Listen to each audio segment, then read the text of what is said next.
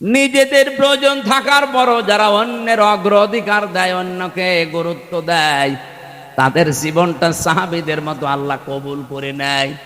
আজ বাংলাদেশে এটা খুব বেশি দরকার। এক কথা বলছেন এখানে, এটা আজকে দল মত জাতি বর্ণ ধর্ম নির্বিশেষে খুব বেশি দরকার। যদি সাহাবীদের মতো কবুল হতে চান, গ্রহণযোগ্য হতে চান, নিজের প্রয়োজন থাকার পরও অন্যেরটা অগ্রাধিকার দেবেন। এটা আমাদের অনেকের মন আছে, কিন্তু আমরা পেরিয়ে উঠি না বড় কারণে। আমার বোনের জন্য, আমার ভাইয়ের জন্য, আমার চাচার জন্য, আমার ফুফুর জন্য আমার মন আছে, আমি কিছু করব।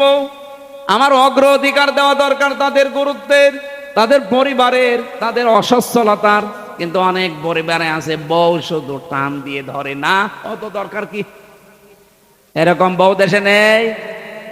কার বউ এরকম আছে? মন ছোট, হাত তোলেন তো। না, এলাকায় ওসব নেই।